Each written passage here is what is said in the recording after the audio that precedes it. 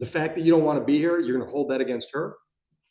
I'm okay if you hold it against me because it's my order. No.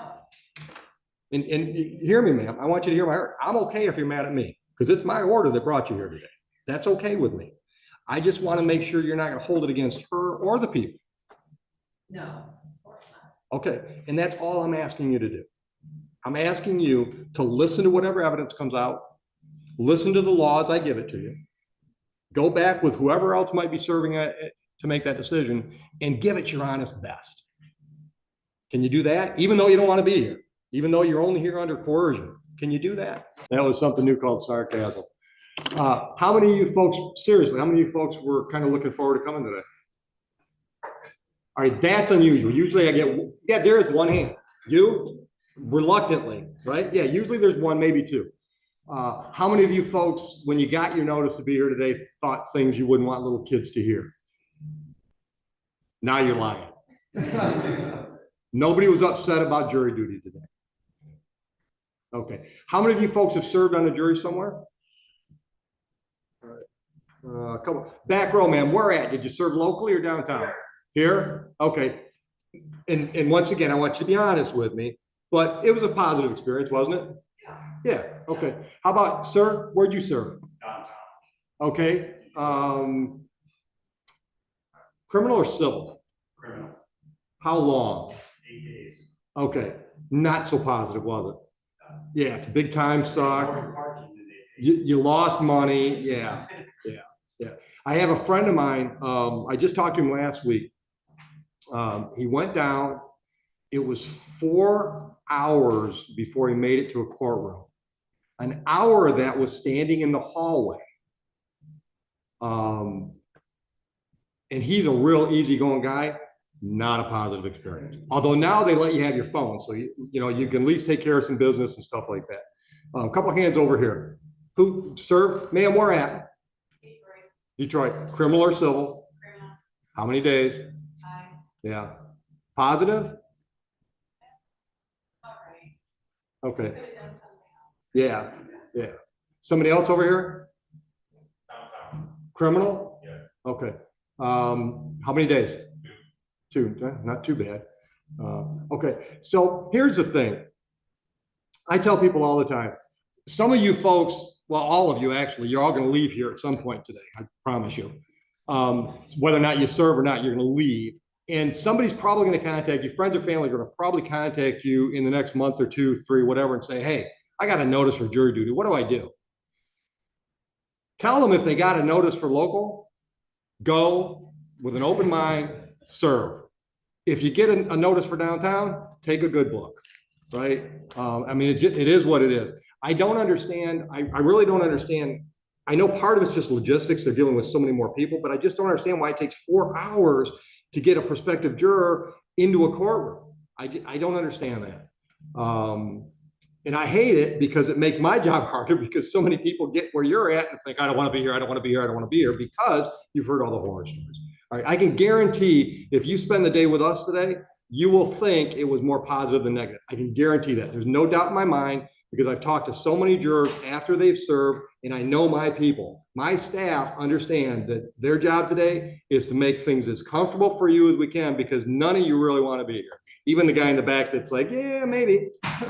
And we also understand that we're asking you to come into a job that most of you, or probably none of you have had any training to do, right? I mean, any lawyers, right? Paralegals, no. Yeah, so you don't even know our system, right? You don't even know the world you stepped in today. We know that can be uncomfortable for people, and we're asking you to do that job with people that you probably don't know. You put all that together, and it doesn't make a warm fuzzy when you walk in the door. So we recognize that. So you might have figured this out. I love this process because I get to talk to people that I don't get to see. Okay, I love this process, and I'm also a big fan of the jury system. I think our criminal justice system is a flawed system, but I also think it's the best one anybody's come up with yet. And I think this is part of that reason, the jury. You know, there are a lot of people in our 5 communities that think I'm a flaming idiot. Okay, so if one of those people get charged and end up in my courtroom, they shouldn't have to have me hear their case. They get to ask for you folks. Well, I hope Miss Evans doesn't think I'm an idiot. I hope that's not why she's having a jury trial. But that should be an option that folks who get charged with a crime have, okay? I just think the system's a great system, even though it's flawed. And I thank you for making this part of the system possible today because you showed up, even if you were reluctant, you showed up. So the way this works is my role is to make sure that whoever gets picked as an actual juror, when we send those folks in to deliberate, it's my job to make sure they've got the information they need. So the attorneys are going to provide evidence. I'm going to provide the rules, the law that you are to apply, and we're going to send you back into the jury room. I tell you this to tell you what's coming. The state of Michigan, in all of its wisdom, has 3 volumes of criminal jury instruction. Okay? Now, you're not getting all 3, don't panic. But part of the information, and much of the information you need to have today is out of those 3 volumes. And I'm going to provide that to you. You don't have to go look at it on your phone during break. I'm going to give you the jury instructions you need to know. Some of them I'm going to give you more than once. You're going to hear them repeatedly. To do that, because we're not big dollars here. We don't have the teleprompters, so I can act like I'm looking at you when I'm really reading a screen. We don't do that like the politicians do. So I'm going to really read a screen. And I'm going to get ready to start doing some of that now. And that means you're going to look at my forehead. And you might have figured out I would rather interact with you this way. Now I'm going to interact with you this way. So bear with me. Let's see. The jury is an important part of this court. The right to a jury trial is an ancient tradition and part of our heritage. The law says that both a person who is accused of a crime and the prosecution have the right to a trial, not by one person, but by a jury of 6 impartial persons. Jurors must be as free as humanly possible from bias, prejudice, or sympathy for either side. Each side in a trial is entitled to jurors who keep open minds until the time comes to decide the case. A trial begins with jury selection. The purpose of this process is to obtain information about you that will help us to choose a fair and impartial jury to hear the case. During jury selection, the lawyers and I will ask you questions. This is called the voir dire. The questions are meant to find out if you know anything about the case.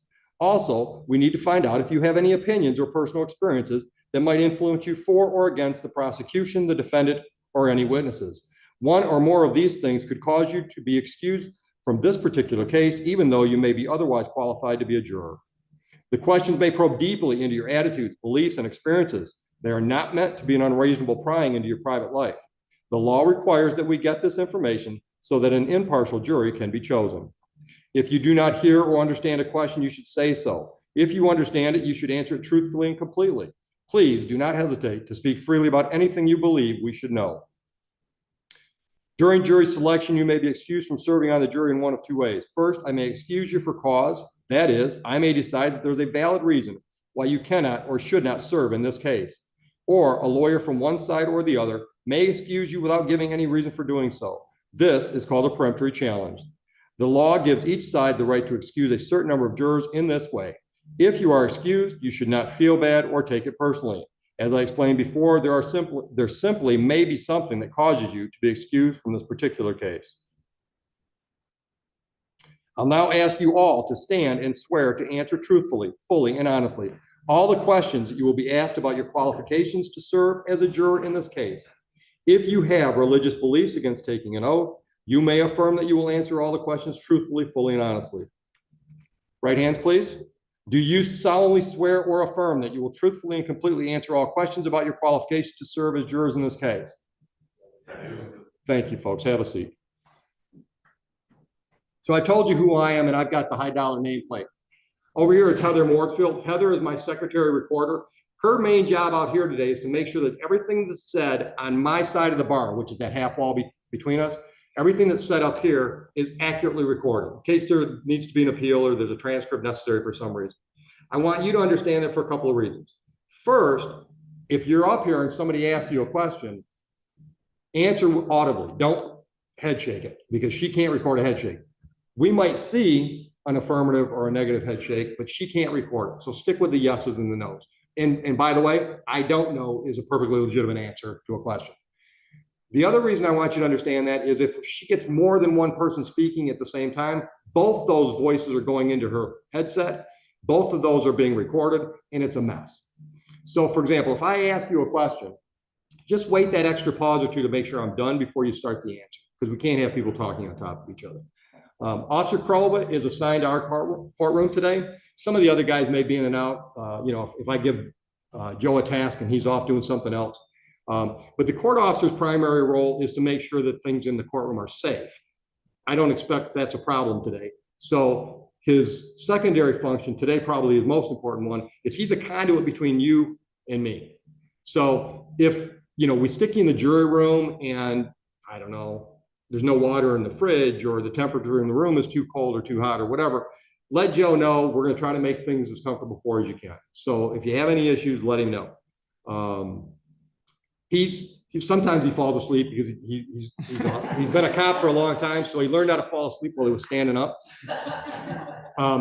He usually doesn't, but generally speaking, he's keeping an eye on you folks in the jury. Okay, so if you need a break and you haven't caught my eye, just give him the mad eye until he acknowledges you, and we'll find out what's going on, and you can just say I need a break, all right? Because we'll do that as well. I'm going to give the attorneys a chance at this point to introduce themselves and any prospective witnesses by name, at least. Ms. Manor. Good morning, ladies and gentlemen. Good morning. Okay, you want to try it again? Good morning, ladies and gentlemen. Good morning. Awesome. I know you're all so excited to be here. But Judge Oakley is going to make this fun for us. My name is Patricia Mandernick. I'm an assistant prosecuting attorney for Wayne County, and I represent the people of the state of Michigan today. I think this is going to be a quick day for you guys. I have one witness to present today. His name is Clayvon Evans. Does anyone know Mr. Clayvon Evans? Perfect. All right, I will turn you over to defense. I like that practice. Good morning, everybody. Good morning. My name is Mike Kelly. I represent Lucille Evans. I work for a law firm, Kelly & Kelly PC, as the name suggests, a family firm. I only mention that because my sister is a divorce attorney, and if any of you may have had contact with her on either side, let me know if that name is familiar. Ryan Kelly. We only have to be dealing with this Kelly today. We may or may not hear from Lucille. I appreciate you guys all being here, and I hope that you pay attention and just follow judge's instruction, and it shouldn't be too long. Thanks. All right, so you've already heard that this doesn't appear to be a long day. So any of you have any reason why you couldn't stick with us for what I would say at most a business day, 4 or 5 o'clock this afternoon? Any time constraints there? All right, how about health issues? I'm pretty loud. Anybody having trouble hearing me? Okay. If any of you, everybody's not as loud as me. Mr. Kelly, I was happy to hear you're pretty loud. If anybody's speaking, once again, on this side of that bar, from the witness chair or one of the attorneys, if you can't hear, just, let us know. It's like, I can't hear, and we'll move people around, or we'll ask people to speak up. How about physical issues? Anybody have trouble being seated for too long? Back issues, leg issues, anything like that? Awesome. Okay. All right. That's great. All right. So I mentioned something earlier about a break. One of the downsides or upsides maybe of our profession is we tend to be able to sit for long periods of time, and we sometimes forget that real people don't like to sit for 3 hours without moving. So if that's your situation and it's like, man, I just got to move. Once again, just let us know. It's like, can we have a break? And that's a good segue into this. Whether or not we take breaks, we're going to take breaks, because I can guarantee the process at certain times, the 3 of us are going to have to talk about stuff we don't want you to hear about, exchange recipes, whatever it is that we don't want you to know about. But other than that, if we break for lunch, that's going to be on you guys. So you decide if you want to break for lunch. You'll decide when we're going to break for lunch within reason. I mean, if you say we're going to break for lunch at 12 o'clock and we're almost done with a witness, I'm not going to say, okay, you just sit there. We're going to break for lunch now. But it sounds like this one's going to be fairly quick. So it sounds like we might be able to get this to final deliberations lunchtime-ish. So, right? Okay. So you might not want to break for lunch. You might want to just, drive on through and finish. But at any point, you guys are just like, hey, we need a break. Just let me know. We'll have that conversation. The attorneys and I will have a little group discussion. We'll figure out what we're going to do. Once again, I want to make sure that when you walk out of here, you can say, well, I don't want to do it again tomorrow, but it wasn't completely bad experience. All right, so let's move on with instructions. This is a criminal case. The paper used to charge the defendant with a crime is called a complaint. The complaint in this case charges that the defendant, Lucille Evans, charges the defendant, Lucille Evans, with the crime of domestic violence, as reads as follows. The complaining witness says that on the date of February 7, 2024, at a location in Van Buren Township, the defendant, contrary to law, you don't have that in there. Oh, here it is. The contrary to law did make an assault or an assault and battery upon Claiborne Evans, her spouse, contrary to Michigan compiled laws. This is a misdemeanor punishable by 93 days, up to 93 days and or $500. The defendant has pled not guilty to these charges. You should clearly understand that the complaint I have just read is not evidence. A complaint is read in every criminal trial so that the defendant and the jury can hear the charges. You must not think that it is evidence of her guilt or that she must be guilty because she has been charged. A person accused of a crime is presumed to be innocent. This means that you must start with the presumption that Ms. Evans is innocent. The presumption continues throughout the trial and entitles Ms. Evans to a verdict of not guilty unless you are satisfied beyond a reasonable doubt that she is guilty. Every crime is made up of parts called elements. The prosecutor must prove each element of the crime beyond a reasonable doubt. The defendant is not required to prove her innocence or to do anything. If you find that the prosecutor has not proven every element beyond a reasonable doubt, then you must find the defendant not guilty. A reasonable doubt is a fair, honest doubt growing out of the evidence or lack of evidence. It is not merely an imaginary or possible doubt, but a doubt based on reason and common sense. A reasonable doubt is just that, a doubt that is reasonable after a careful and considered examination of the facts and circumstances. Officer Krova, are you ready to pull names? Yes, ma'am. All right. Now, folks, Joe's going to call names, and he'll direct you where you're going to go. So, two things. Number one, if Joe mispronounces your name, the three of us are going to mispronounce your name every time we use it. So, if he does, please correct the pronunciation so we can all get it right. Number two, you're going to walk up between me and the witness stand here. There's an incline ramp there. It will trip you if you're not watching for it. And Joe and I will both try to remind you, but I'm giving you a blanket warning right now. Watch the incline ramp. With that, we're ready. All right.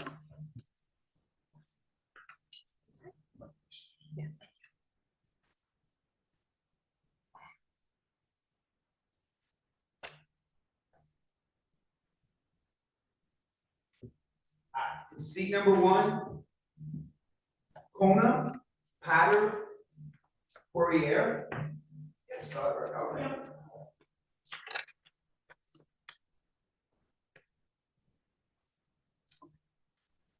Did you get it right? Potter Portier? Mm-hmm.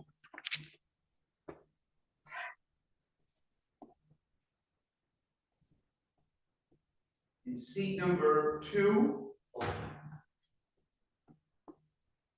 Kelsey Wack. Wow. Kelsey Wack. I don't know. Different spelling.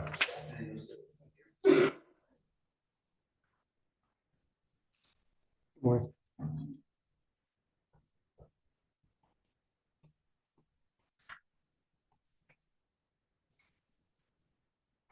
In seat number three, Bradley Zarn. Zarni. Say it again, sir. Zarni. Zarni? Yep. Like Barney. I'm sorry. Like Barney with a Z? Zarni? Kind of. Should have wore purple today.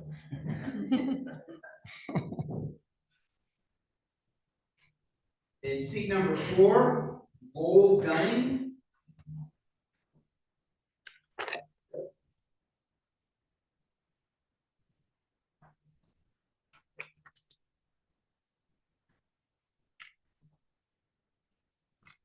In seat number five, Ryan Miller.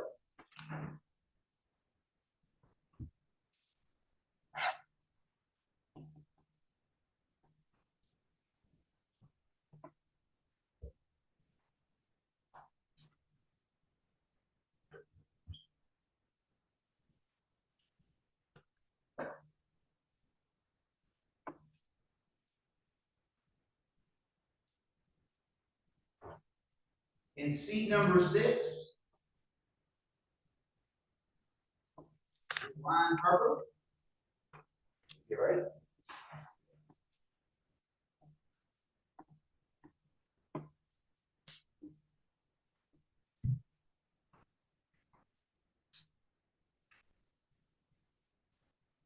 And in seat number 7, Jillian Bordeaux. Julia, I'm sorry.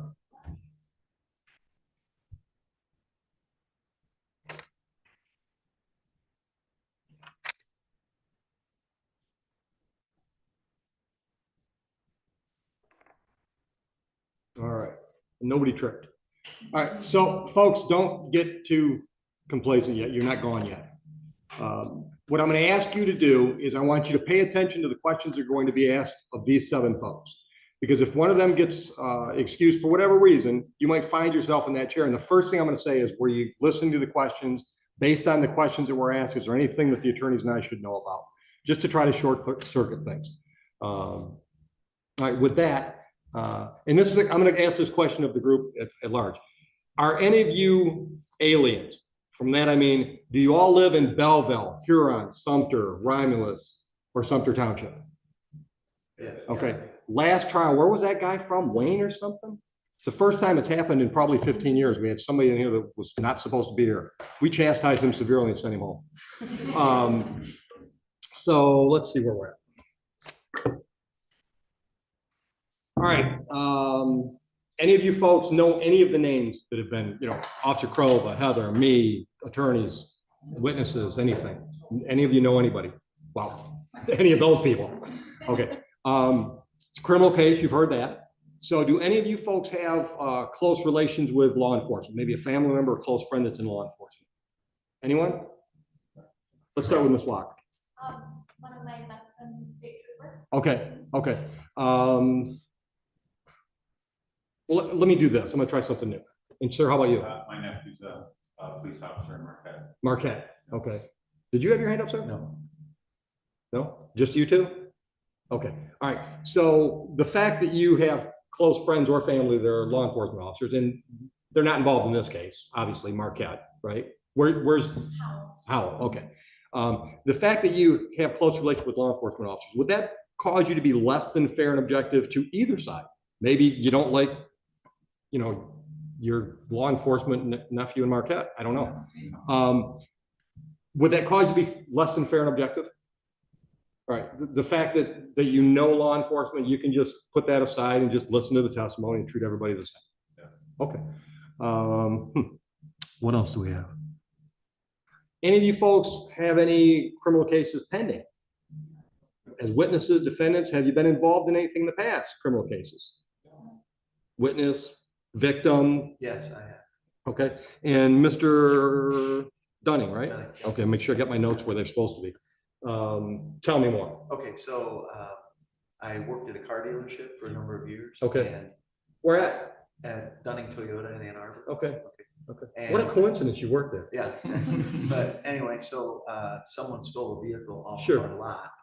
And I didn't have to appear in court, but I just had to get a written statement. Yeah. Okay. So All right. that was it. I'm going to correct me, but I'm going to guess that experience probably didn't color your objectivity. No. Okay.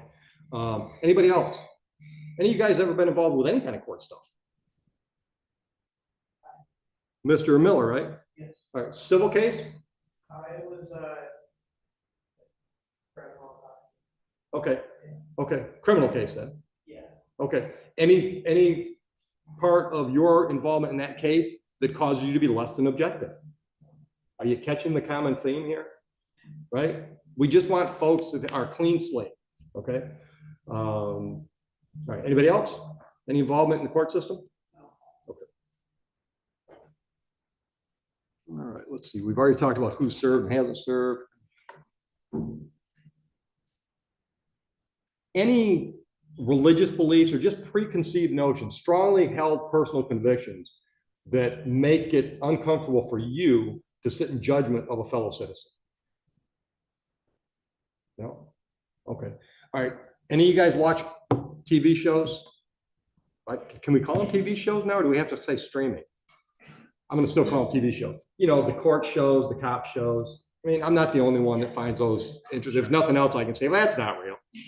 All right, so you've heard these, I call them TV phrases, right? Presumed innocence. You've heard that. Today was not the first time you've heard that phrase, right? Okay, reasonable doubt, same, not the first time you heard it today. All right, so we've heard these as a society, we kick around those phrases.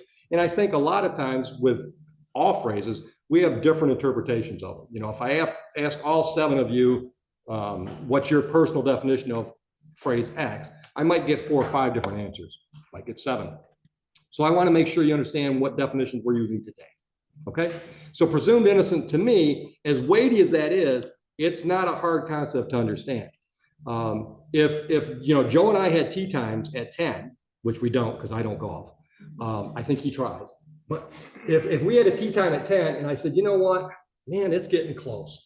Why don't you go in there right now? Joe's going to take you back in the deliberation room and give me an answer. Is she guilty or not guilty? What's the answer going to be? You haven't heard any evidence. Any evidence. And that's simply all presumed innocent means. As she sits here right now, she is not guilty. She's presumed innocent because you haven't heard anything otherwise. Okay. Reasonable doubt. I'm looking at you folks, and I'm going to guess that every one of you have made what you consider to be an important decision or 3 in your life. Right? Some of you have picked spouses. Some of you have decided to get rid of those spouses. You've bought homes, you've bought cars, you've decided where to go to school. You've made important decisions in your life. Am I right? If you haven't, raise your hand and we'll have a conversation. How did you make those decisions? You gathered evidence, right? You put some facts together. You weighed the facts. You used your common sense and you said, I'm going to buy the Ford Escort or whatever you did, or Toyota. Hopefully for Mr. Dunning's case, it was a Toyota. Thank you. Right? But would you agree with me? That's how we make important decisions. We gather evidence, we look at what the facts are, and we use our common sense, and we just weigh things out. Would you agree that's how important decisions should be made? Okay. Now, the good news is you don't need to gather the evidence, right? We're, like I said before, we, the professionals, the lawyers in the room are going to give you the information, all right? So the prosecutor has to present evidence because it's her case. Now, it would be very unusual if the defense just sat there and played hangman. Okay, they can. Constitution allows them to do that. It would be pretty unusual. So although they might not present evidence, they're probably going to give you their spin on the evidence presented by the prosecutor. All right, but so my point is the evidence comes from the attorneys. I'm going to give you the law like I already told you. So we're going to give you the information. You bring the common sense. So we'll give you what you're going to apply your common sense to, and in that way you're going to make your decision. So reasonable doubt. You're reasonable people. If you have doubts after you weigh all that and apply your common sense, if you have doubts, they're probably reasonable doubts. Would you agree with me? Yes. Okay. And here's what I like to tell people. You think you know what my name is, right? Because I've got a nameplate and I've told you my name. Would it be reasonable for you to doubt that? Now, if I had said this, are you 110% sure that's me? You have no doubt. There's absolutely no shadow of a doubt that I am who I am, or who I say I am. That's a whole different ballgame than reasonable doubt, isn't it? Are you comfortable with that? Now, the last thing on that, the last thing I want to say is this. I think that creates a heavy burden for the prosecutor beyond any reasonable doubt. She's got to convince you of certain elements beyond any reasonable doubt. I think that's a heavy burden. She probably thinks it's a heavy burden. It is a heavy burden. And you might think, you know, that's not fair. She's all by herself. You know, she doesn't have a team of experts with her. She doesn't have 3 attorneys sitting in the row advising her. That's just not fair to her. It's too much for one person. Any of you feel that way? Are you okay holding her to that heavy burden? Okay.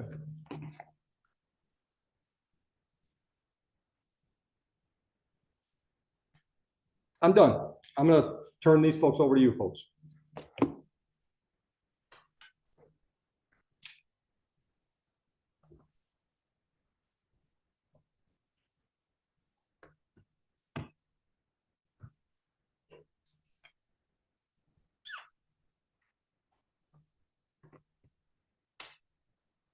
Good morning, ladies and gentlemen. Excellent, good morning. Like I said earlier, my name is Patricia Mandernack. I represent the people of the state of Michigan in this case. As the judge mentioned earlier, in this case, the defendant is charged with domestic violence. Has anyone here ever been a victim of, and I know this is a personal question, has anyone here ever been a victim of domestic violence? Okay, anyone ever had a close family member, friend that was a victim of domestic violence? No. Okay. Juror number 1, Miss Potter Poirier, right? Yeah. Okay, if I mess up your name, just let me know. Your current occupation is a nurse? Yes. Okay. Do you interact with domestic violence victims through your work as a nurse? Okay. Have you had any training on domestic violence victims or domestic violence? How to identify the signs or anything as a nurse? We do have to take classes. Okay. 2 years, so yeah. Okay. And I'll come back to that in just, is there a specific, is there one way that a domestic violence victim has to present? Okay. And juror number 2, Ms. Walk, okay. Might have to correct me, just correct me. You're NP, correct? Awesome.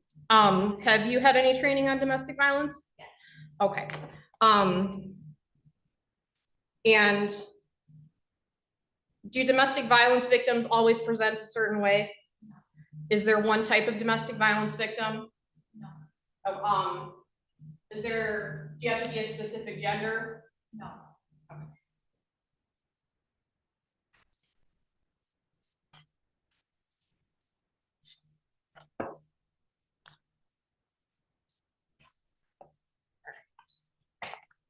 And juror number 3, Mr. Zarni. Okay, not Barney. And you are not wearing purple, much to Judge Oakley's Yeah, disappointment. because I think his coloration would work with purple. I think you could work it. We're Romulus red. Yeah. You're currently a project manager?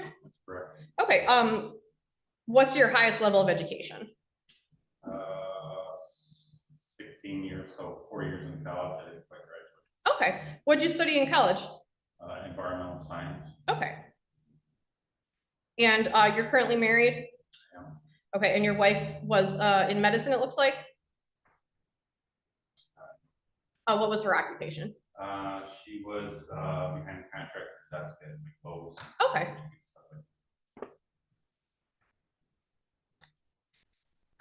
All right, and juror number 4, Mr. Dunning. You are retired and it looks like you own a car dealership? Yes. Okay. So you're a good salesman.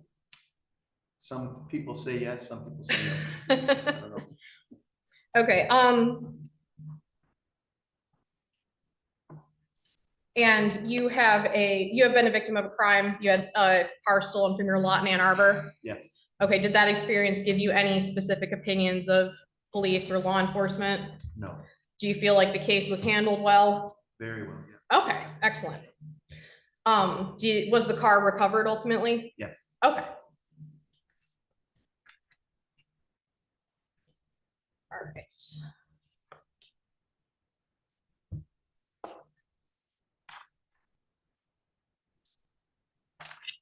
And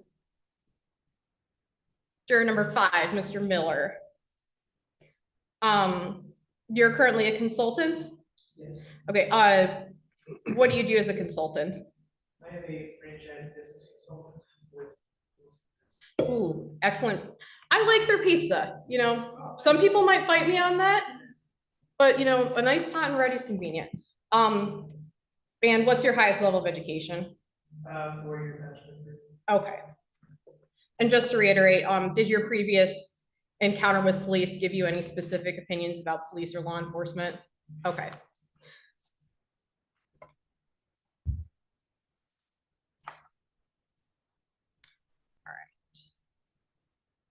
Ooh, and Miss Harper, you, juror number 5, Miss Harper, or I'm sorry, I can't count, juror number 6. Mr. Mr. Harper, oh my gosh. County might not be the only problem. Yeah. There's the stereotype that lawyers are bad at math is true. Where are you currently employed? Okay. And you have an associate's degree? Okay, what's your associate's degree in? I'm sorry? Arts? Okay. Any specific art medium? I did go to high school, so college and high school program. Oh, awesome. It was like, I was going for business management. Yeah. Okay. Good for you. That's efficient. And juror number 7, Julia Bordeaux. I'm paranoid about looking at first names. You're currently a secretary for Huron Schools? Yes. Okay. And your husband is a mechanical technician for Ford? Yes. What's your highest level of education? Associate's degree. Okay, and what's your associate's in? Child Child development. Oh, okay, awesome. What age do you work with? elementary. Elementary, okay. All right, some of my questions might seem silly, but I promise there's a reason. Hopefully I can be a little bit entertaining. Has anyone ever had a bad neighbor? Okay, juror number 1 and juror number 2, you're nodding. Okay, juror number 1, what was your bad neighbor? Or why were they bad? Just be a nosy. Okay, how were they nosy? I was having a chef put up on a small lot, and they just were happy about it, even though everything was fine with where it was getting put. They didn't like you put in a shed? Yeah. Okay. And juror number 2? I really haven't, I was just thinking. Okay. All right. Anyone ever had a bad coworker? And this won't get back to your coworkers, don't worry. Okay. Juror number 5? Okay, what was your bad coworker? Why were they bad? Why were they bad? Routinely late, minimal effort. Our teammates, including myself, are Okay. taking that slack. Just everyone's favorite coworker behaviors? Yeah. Okay. So, let's go with the coworker. So say that juror number 5, you go into work one day and this coworker that you can't stand, you see a customer punch them in the face multiple times. And that coworker is getting wheeled out of your workplace on a gurney. Does the fact that you don't like has your coworker been the victim of a crime? That scenario? Yes. Okay. Does the fact that they're a terrible coworker mean that they can't be a victim of a crime? No. Okay. And juror number 1, going back to the neighbor, your nosy neighbor who can't stand the shed that you're putting up. Say she installs her own shed and another neighbor and you see another person come and burn down their shed. Has your neighbor been a victim of a crime? Yes. Even though it was ironically their own shed getting burned down? Yeah. Okay, even though you don't like them, they're nosy, they've still been a victim of a crime? So we can agree that even if we don't like someone, even if we don't agree with all their choices, they can still be a victim of a crime. Yes. Okay.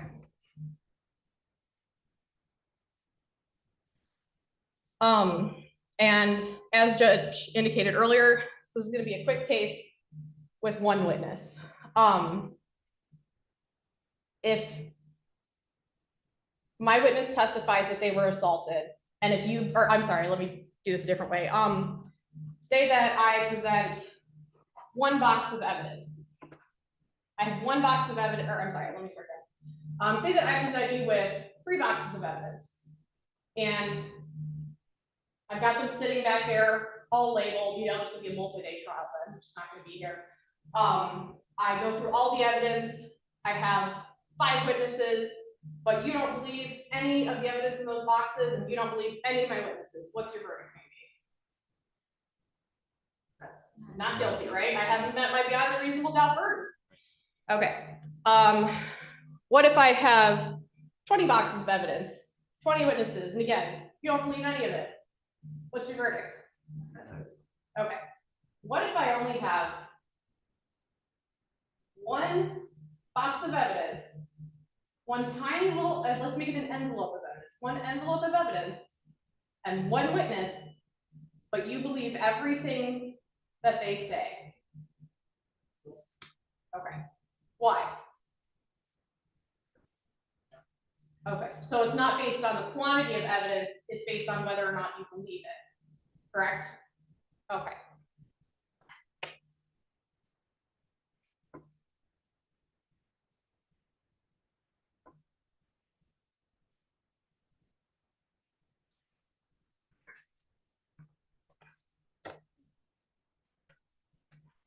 Judge, I have no further questions. Thank you. Mr. Kelly, your panel. All right. Yeah, that was the first thing I was gonna say. She's got a little bit more than an envelope. She's got questionnaires about all of you that I'm just receiving. I just got into it, so. That's all right, I was listening. Thank you, ladies and gentlemen, for being here today. I have a few questions that I'm gonna ask you as well. Prosecutor talked about 1 person, 1 witness, but we may have a second person, may or not. Do you understand, all of you, that my client, Ms. Evans, has no obligation whatsoever to testify? Does everybody understand that? And you understand that she virtually has said everything she possibly could by entering a plea of not guilty. Do we understand that?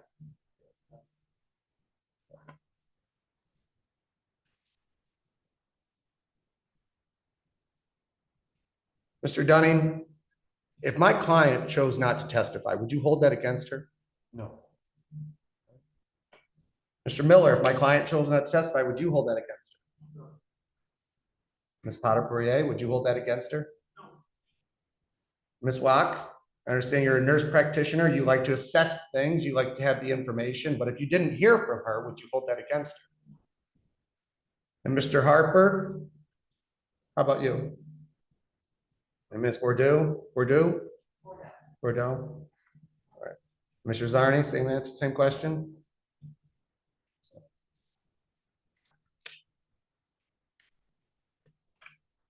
Let me ask you, Mr. Harper, what does the presumption of innocence mean to you?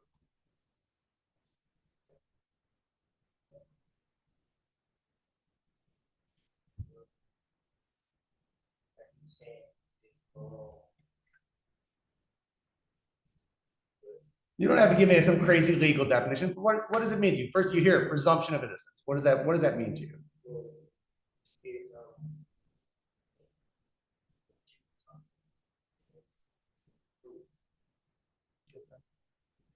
Does anybody else have an additional or want to elaborate on that?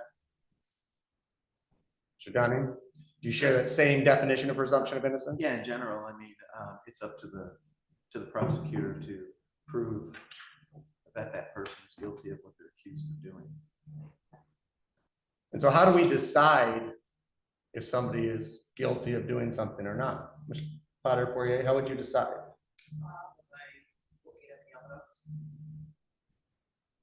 Any particular evidence you'd be looking for? Well, I guess the facts of the case, what actually happened to prove that it did happen. And Ms. Bordeaux, you work in elementary education. So my wife's an elementary school teacher, so I bounced some of these ideas off of her over the years. And I have 3 young boys myself, and they don't always tell me the truth. So in this scenario, I'll tell you, this happened last week. My 2 boys are in the TV room. I'm outside, get back in from working out, I come in, and the TV, giant big screen TV, has a smash in it. And it's an immediate, he did it. And I try to get to the bottom of it. I try to ask these 2 young boys, what happened? You know, as a teacher, you can, or as somebody that's in education, you can appreciate that. But to this day, they still won't admit who did it. So in a situation like that, where you may have two people who are offering you varying versions of stories, Mr. Bordeaux, how do we get to the truth then? These students all the cameras. It is a very hard decision. Go over what evidence there is. Who else has children here? None of you? Mr. Dunning? All grown. All right, but there was a time, probably a similar situation might have happened in your house. Sure. All right, and how did you get to the bottom of it? Investigate. All right, and were you ultimately able to find one party responsible for the other? Most of the time, but not all the time. And do you guys understand that in this scenario, if you don't have enough to decide, and all you have is maybe Ms. Evans saying, I didn't do anything through virtue of my not guilty plea, what decision do you have to reach, Mr. Miller? All of you understand that?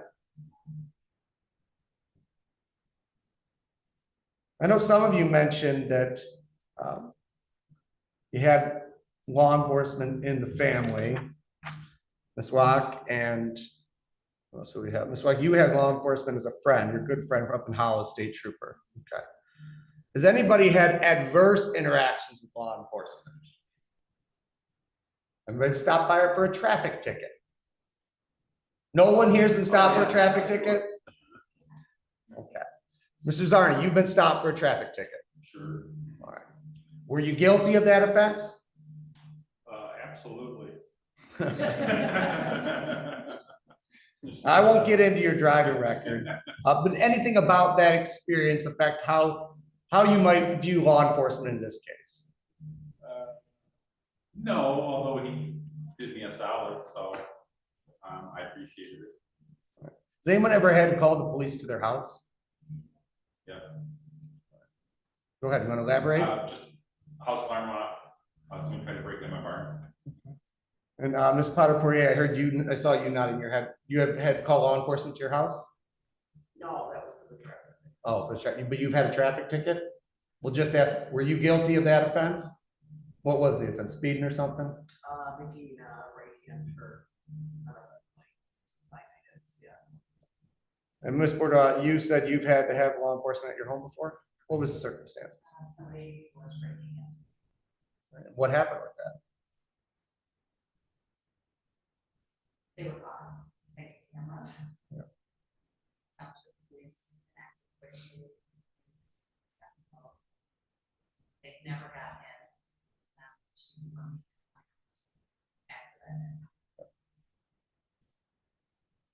Does anyone feel that law enforcement, because they hold a certain position, are more trustworthy than other individuals? Swap, I see you nodding your head. Want to elaborate? I mean, how would you view law enforcement as being in maybe a more trustworthy position?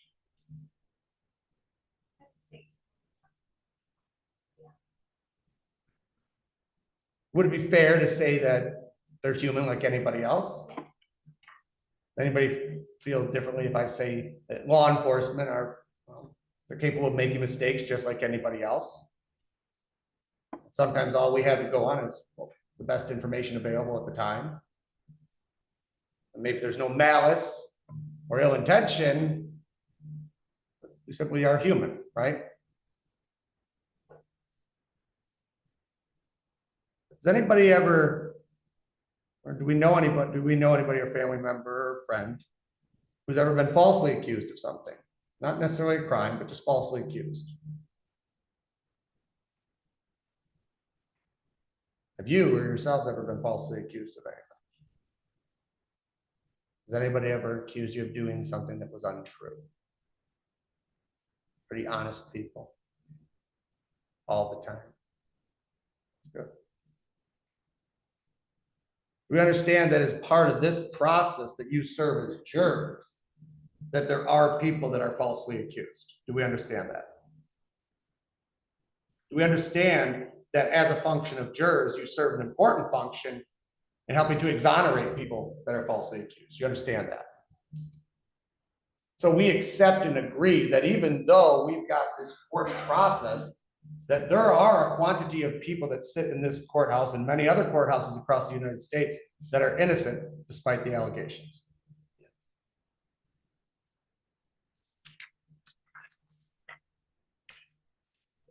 Maybe I will look at this.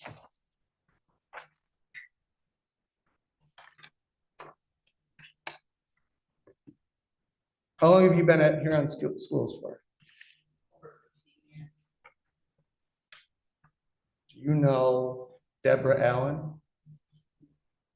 My mother-in-law works there. Just want to make sure you're not going to be.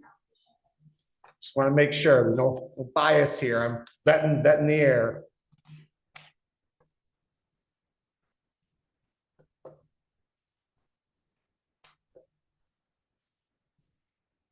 So where'd you go to school at? Chamberlain University, Where's that out of? Is it Illinois. okay? Are you originally from Illinois? No, that was for masters, for bachelor's, I went to Rochester University. No children? Not yet? Just a little confused. Kind of fur babies. I'm sure you have a similar scenario of who done it with the golden retrievers.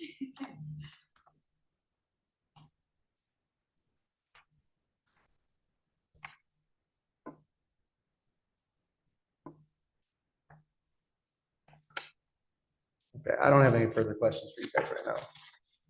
Thank you. All right. Do you lawyer types have any for cause excusals? Ms. Maronak? No, Your Honor. Mr. Kelly for cause? None for cause, Your Honor. How about peremptories from the people? No, Your Honor. Mr. Kelly, perempts? Yes, one, we thank and respectfully excuse juror number one. That's about it for you. Yeah. That's a faulty design. You should have had more room in that box. So juror one could get out. You know what? I'm gonna ask you folks to stand there just for a minute, just to save you some trouble. Yeah. Watch your step on the ramp, man. It does mean you can leave. You can also stay. But because you've been excused, you get the first lecture. When any of you leave, if you need a piece of paper that shows you were actually here today, then just, you guys got them at the kiosk, Ken? Downstairs. Downstairs? Just check it, security on your way out, and they'll get you a piece of paper that shows you were where you were supposed to be today. Ma'am, enjoy your day. Would you, yeah. Juror number one, seat number one will be Jacqueline Reed.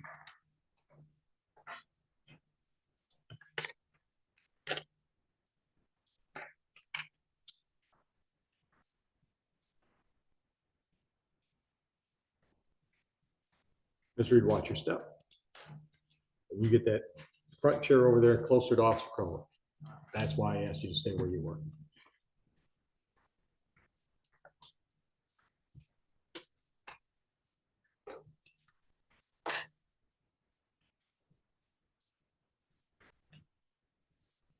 Welcome, Ms. Reed. You were listening to the questions. Okay, yes? You were the first one I got on the head now. All right, so how about you? Law enforcement personnel, anybody, family, friends? No. Okay. Any personal involvement with the criminal justice system, either as a victim, as a witness, as a defendant, anything like that that we should know about? No. Okay. You heard me probably more than you wanted to talk about reasonable doubt and burden of proof. Did you agree with my definitions and how those are to be applied today? I'm just gonna be honest with you. Well, I would hope so. I'm only here because I was ordered to be here. I'm not interested. Okay, okay. Yeah, and I don't know that you're unusual with that feeling. Other than me and maybe a couple of the other staff members that are getting paid to be here, probably that's not a sentiment that's unshared. But let me ask you this. And I'm gonna ask you folks this question too, all right? This is actually my favorite question. If it wasn't Miss Evans in that chair, it was somebody that you loved with all your heart, would you want a jury member seated in the box with your mindset? No. Tell me why. The fact that you don't want to be here, you're going to hold that against her? I'm okay if you hold it against me because it's my order. No, And hear me, ma'am. I want you to hear my heart. I'm okay if you're mad at me because it's my order that brought you here today. That's okay with me. I just want to make sure you're not going to hold it against her or the people. no, of course not. Okay, and that's all I'm asking you to do. I'm asking you to listen to whatever evidence comes out, listen to the law as I give it to you, go back with whoever else might be serving to make that decision, and give it your honest best. Can you do that? Even though you don't want to be here, even though you're only here under coercion, can you do that? Okay, that's all I want. And once again, I realize that everybody that leaves jury duty is not going to vote for me next time it's time. I understand that, and I'm okay. That's part of what comes with the job. But I don't want you sitting there today if you're not going to be fair to the parties. That's all I want. Can you do that? Yes. Okay, and I'm gonna turn Ms. Reed over to you folks for further questions. Thank you. Judge, may defense and I agree with you perfectly. Sure.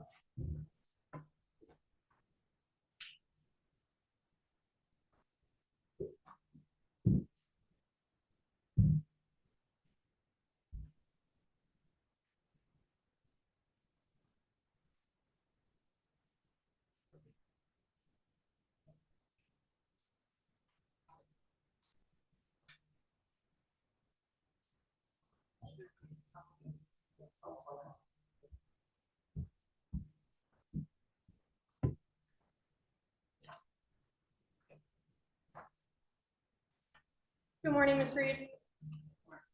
I know you are super excited to be here, as you said. Heavy sarcasm. I am just having a little bit of trouble reading the handwriting for the jury questionnaire. Just may I approach? Yeah. So, on your remarks, can you tell us what you've written? My handwriting's bad, I have no reason, no room to talk. No rush.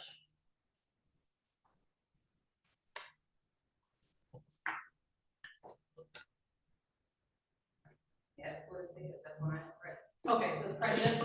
Okay, thank you, we weren't sure. Why are you prejudiced? I had so many incidents with, people saying things off the car, just saying things you shouldn't say. Okay, who does that make you prejudiced against specifically? Whites. Whites, okay. Would you be able to set aside that prejudice? Nope. Okay. Nothing further, Judge.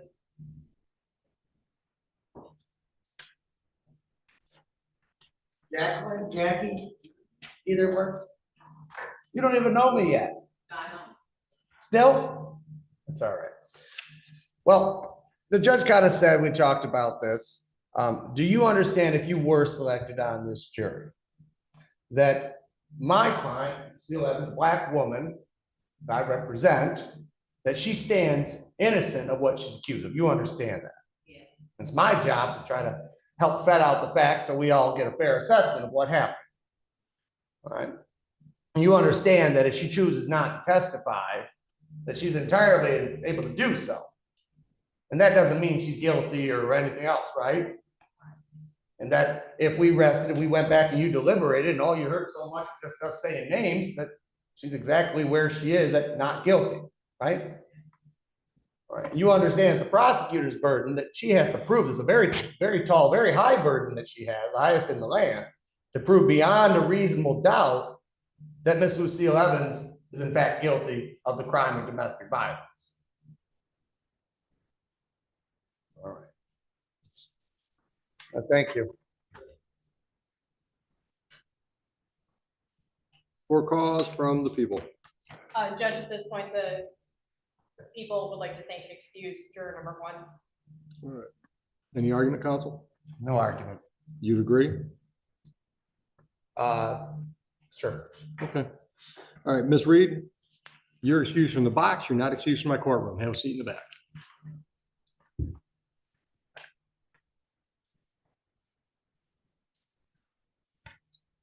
Officer Crowe, give me a name.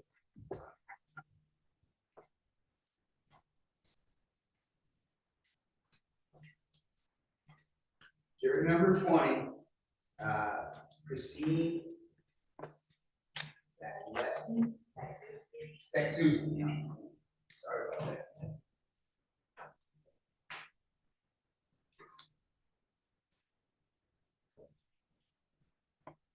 Ma'am, would you say it again? Sexuski. Sexuski? Almost like it's a Z. Zuski? Just Sexuski? like syllables, Sexuski. Gotcha. Thank you.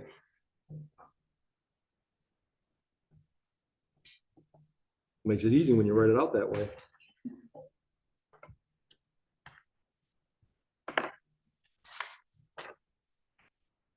Have you been listening to the have you been listening to the questions? Yes, I have. Okay. So let's start with my favorite question. If it wasn't Miss Evans sitting in the chair, but it was your favorite loved one, would you want a juror in the box with your mindset? Can you repeat that? Yep. It's not Miss Evans. I'm assuming you don't know her. No, I. Okay. So it's not a stranger in the box anymore. It's somebody that you love dearly, charged with a crime. Would you want a jury box full of folks with your mindset? Yes. Okay. Is there anything based on the question that we asked the folks around you, like law enforcement, involvement with the criminal justice system, anything we should know about your background, we being the attorneys should know about your background that would help us maybe dig in and test you on your objectivity? Anything we should know? Okay. All right. Folks, I'll turn Ms. Sexuski over to you.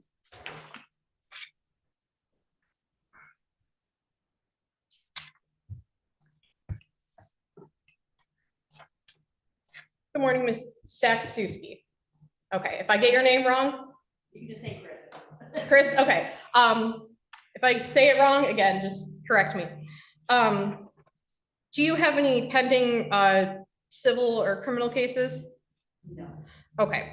Do you have a pending probate case that you're involved in? That should be closed. Okay. Good luck. Pardon? Good luck. It's a long process. You can tell I don't have experience in probate law, just criminal.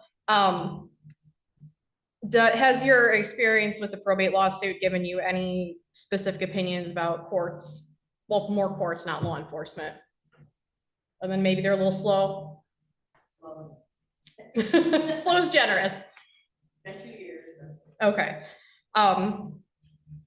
Do you have any prejudices against the court or the court system based on that? No. Okay. And you're currently retired? Yes. Okay, what was your occupation before you were retired? I work for courts. Okay. I work for an attorney. Oh, okay, you worked for I got an, a job. yeah, very well-rounded. You worked for an attorney, you said? Okay, what type of law do you, Family law. family law? Okay.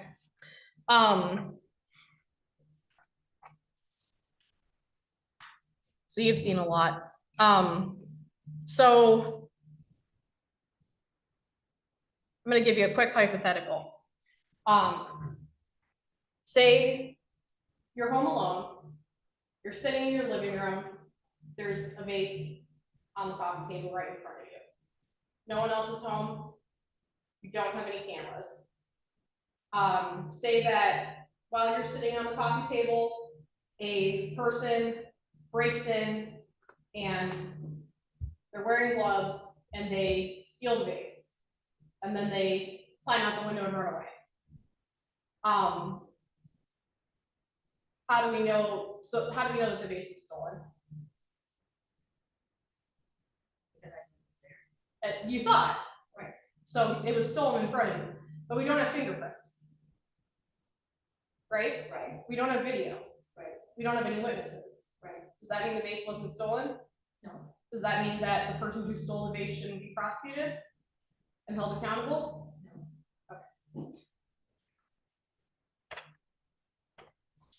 Your Honor, I have no further questions. Mr. Kelly.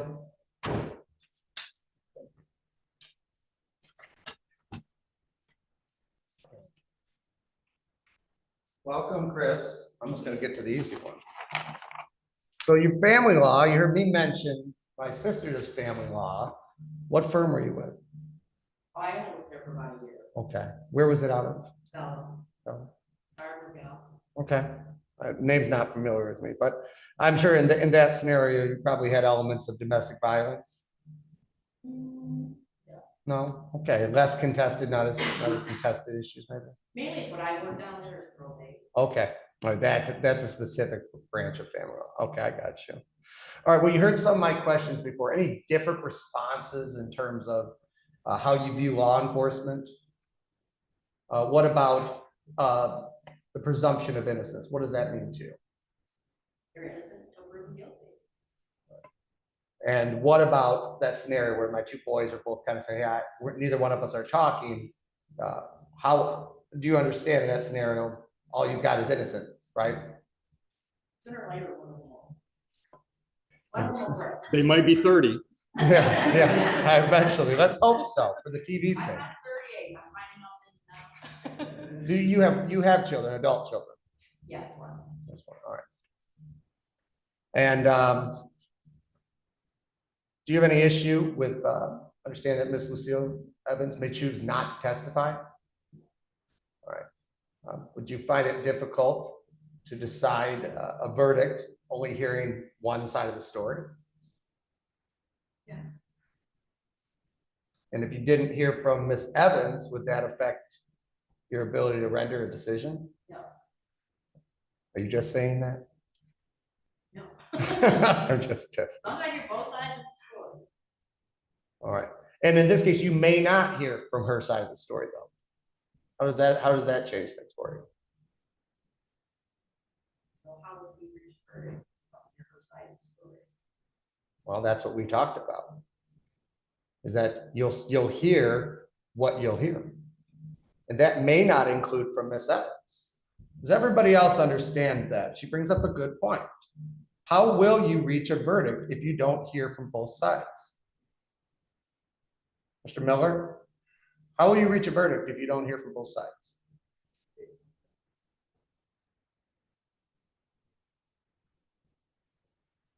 Ms. Bordeaux, you've been nodding, you understand?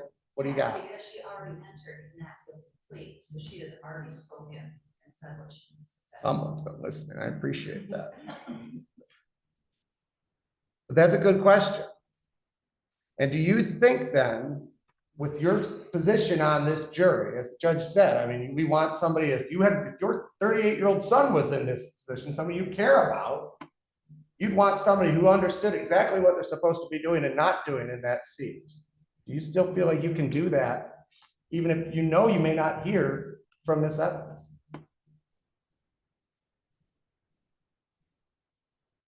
I can't say that 100%. I understand. I appreciate your honesty. Thank you. No further questions. For cause from the people. Judge, the people move to thank and excuse juror number 1. All right. No objection. Thank you. Ms. Eksuski, you are excused. Same thing. If you need a note, No. check with the security guys downstairs. And feel free to stick around if you'd like to.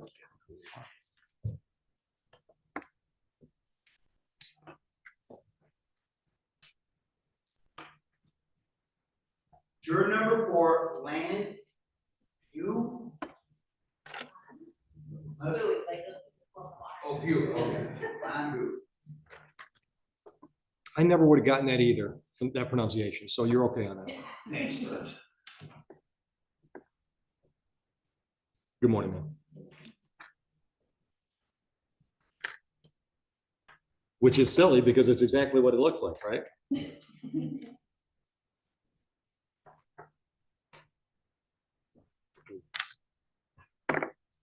All right, Ms. Bowie, you've been listening to the questions, right? Very presumptuous of me, I should ask. My favorite question, the mindset you're carrying right now, would you want a jury full of that mindset if it was your loved one in the chair? Yes.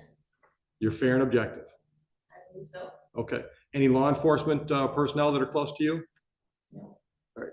Any prior experience with the criminal justice system?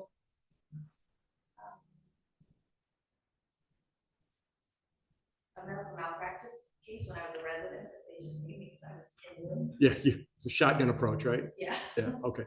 All right.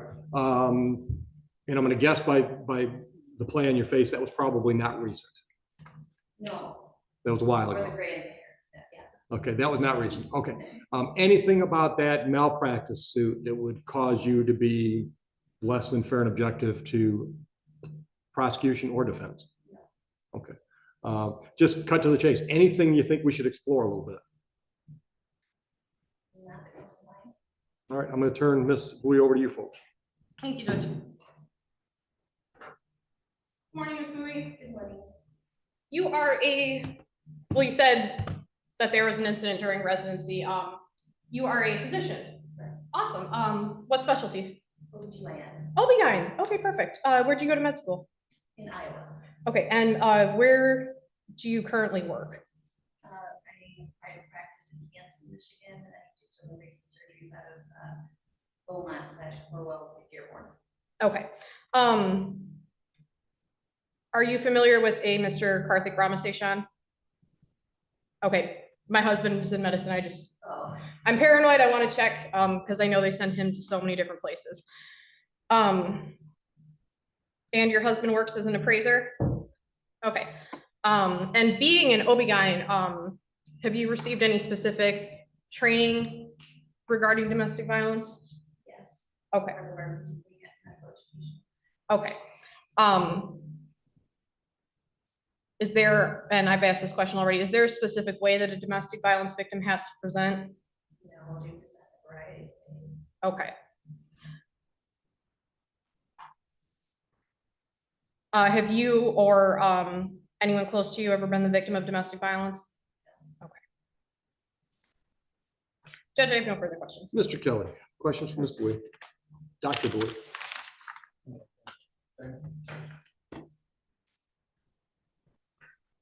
Okay, Ms. Bowie, how you doing today? Yeah, you're still staying with us? You know, we're just getting started, right? Everybody comfortable still? This is like your first test, first check-in. Get out now or come up with some, you don't like me for whatever reason. But I'm glad you guys are all still here. Just a few questions for Ms. Bowie. Do you understand the position that I've been putting forward about if my client doesn't testify? Do you promise not to hold that against her? Okay. And what does the presumption of innocence mean to you? It means that she needs to present enough, or witnesses have to present enough to convince us that the defendant is guilty. So right now, how does my client stand to you? What is the status of her case? Not guilty. And if at the end of this case, you're not convinced that whatever was in that little envelope of evidence meets that burden, how does my client stand? Not guilty. Thank you. No further questions. All right, for cause? Ms. Maronek? None for cause, Your Honor. None for Kelly? cause, Your Honor. And peremptories from the people? None, Your Honor. Mr. Kelly? Just one, we thank and respectfully excuse juror number 5, Mr. Miller. It's always the inside seat. Feel free to stick around, Ms. Miller, or leave. Your call. Your call.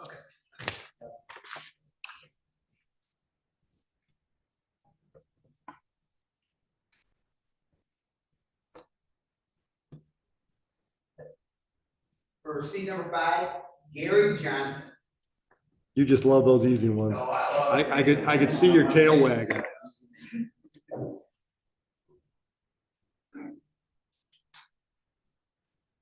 Welcome, Mr. Johnson.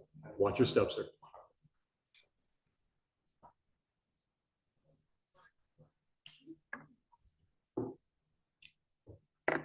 Mr. Johnson, guess what I'm going to ask you? Favorite question? Yes. Okay. What's the answer? Yes. Okay. All right. So you've heard all the questions that we've all been delving into. Is there anything that we should explore further?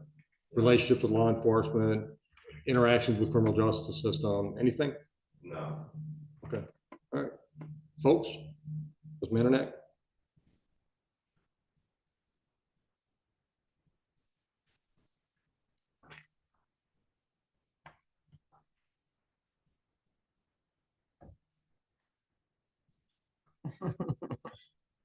Okay.